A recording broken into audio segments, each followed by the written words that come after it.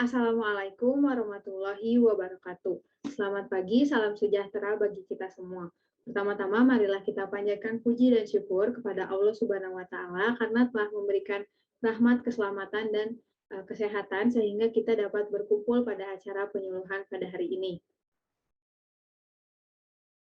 Sebelum memasuki acara inti pada hari ini, izinkan saya memperkenalkan diri terlebih dahulu. Perkenalkan, nama saya Sukma Rahmawati, mahasiswi semester 3 Program Studi Administrasi Pembangunan Negara Politeknik STI Alan Bandung, yang pada hari ini diberikan amanah dan kesempatan untuk menyampaikan penyuluhan kepada Ibu, Bapak, dan rekan-rekan di lingkungan RT 03 Kelurahan Geger Kalong. Hadirin sekalian, pasti kita ini mendambakan lingkungan yang bersih dan sehat, bukan? Nah, karena dengan lingkungan yang bersih pastinya akan menciptakan lingkungan yang sehat dan asri, enak untuk dipandang. Karena kita begitu kita membuka pintu gitu di pagi hari, kalau melihat teras atau jalanan di sekitar rumah kita yang bersih, itu pasti kita akan senang melihatnya dan juga bisa menambah semangat kita untuk beraktivitas. Seperti yang kita ketahui bahwa Kelurahan Geger Kalong ini merupakan salah satu kelurahan yang berada di wilayah Kecamatan Sukasari, Kota Bandung, terletak di tengah kota menjadikan Kelurahan Geger Kalong sebagai kelurahan dengan penduduk yang cukup padat. Kelurahan Geger Kalong terdiri dari 8 rukun warga dengan 56 rukun tetangga dan memiliki sekitar 23.000 penduduk. Berada di tengah kota ini menjadikan Kelurahan Geger Kalong harus menghadapi masalah lingkungan. Salah satu masalah terbesarnya itu adalah masalah sampah. Hal ini disebabkan oleh padatnya penduduk dan juga Kelurahan Geger Kalong ini menjadi salah satu daerah yang menjadi pusat kegiatan ekonomi yang dimana terdapat perkantoran, restoran, dan juga ada universitas sehingga di lingkungan RT 3 saja khususnya itu banyak sekali kontrakan ataupun kos-kosan yang menyebabkan kepadatan penduduk. Sampah ini dihasilkan dari kegiatan rumah tangga dan juga berasal dari pusat perbelanjaan seperti supermarket dan pedagang kaki lima yang berjualan di sekitaran trotoar Jalan Dr. Setiabudi. Nah, dulu kita sebenarnya sudah punya bak sampah gitu yang menampung sampah dari masyarakat lingkungan RT 03 dan sekitarnya. Tetapi bak sampah ini ditiadakan karena ternyata banyak orang dari daerah lain yang membuang sampahnya di bak sampah kita sehingga menyebabkan tampilan dari gapura wilayah RT 03 ini jadi terlihat sangat kotor dan tidak asri ataupun tidak enak untuk dipandang. Nah, akan tetapi peniadaan bak sampah ini juga menjadi masalah baru karena masyarakat sekarang jadi bingung harus membuang sampahnya kemana. Karena saya juga melihat bahwa sekarang ini masyarakat membuang sampahnya masih di selokan ataupun dibuang secara sembarangan di sekitar jalan raya yang tidak seharusnya. Yang mana ini menyebabkan juga aliran selokan menjadi tersumbat karena dan menyebabkan air menggenang di saat hujan besar. Nah, apalagi sekarang juga kita sudah memasuki musim hujan. Jadi kan lingkungan RT 03 ini berada di jalanan yang cukup menanjak gitu. Jadi begitu hujan besar, itu air yang mengalir dari atas itu cukup deras dan cukup membahayakan bagi masyarakat ketika sedang berjalan di sekitar di trotoar. Nah, dari permasalahan ini sebetulnya sudah ada upaya yang dilakukan untuk mengatasi permasalahan sampah, yaitu dengan adanya angkutan sampah oleh truk sampah yang terjadwal sebanyak seminggu sekali. Tetapi di sini saya ingin menyampaikan bahwa kita sebagai masyarakat juga bisa loh untuk mengelola sampahnya secara mandiri. Nah, karena saya lihat juga ketika pengangkutan sampah ini masyarakat masih menyatukan antara sampah organik, yaitu sampah yang mudah membusuk, dengan sampah anorganik ataupun sampah yang masih bisa didaur ulang.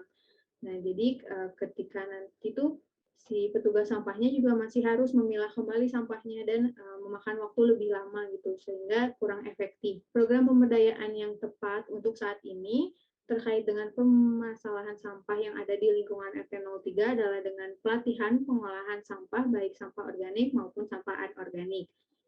Adapun pengolahan sampah tersebut akan dilakukan dengan cara membuka bank sampah untuk membantu masyarakat dalam mengelola sampah yang dihasilkan dari setiap rumah. Di sini kan pasti bapak-bapak, ibu-ibu, dan rekan-rekan sekalian nih mungkin masih kurang familiar dengan apa itu bank sampah. Di sini saya akan menjelaskan sedikit terkait bank sampah itu apa. Bank sampah merupakan sebuah komunitas yang dibentuk untuk membantu masyarakat dalam mengelola sampah. Bank sampah juga merupakan salah satu strategi dalam upaya membangun kepedulian masyarakat terkait permasalahan sampah. Bank sampah akan memberikan solusi untuk membuat lingkungan terlihat lebih bersih dan lebih nyaman bagi masyarakat secara umum. Kemudian ada misi dari bank sampah itu sendiri. Yang pertama, mengurangi jumlah timbunan sampah yang diangkut ke tempat pembuangan akhir.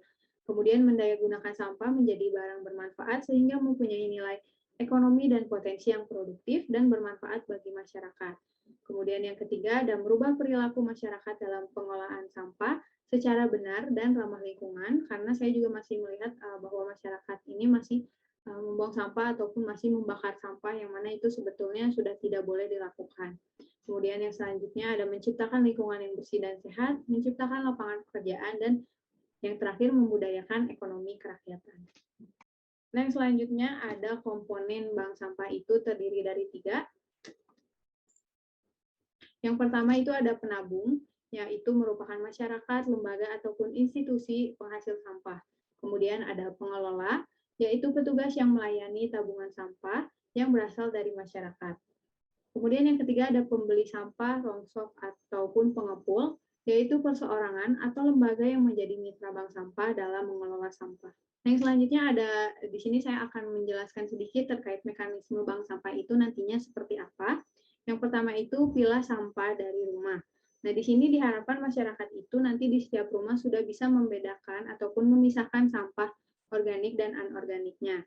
Kemudian nanti sampah yang telah dipilah itu dibawa ke bank sampah, dan yang ketiga nanti sampahnya akan ditimbang, yang mana nanti hasil timbangan itu akan dicatat di buku tabungan ibu-ibu, bapak-bapak, ataupun rekan-rekan sekalian.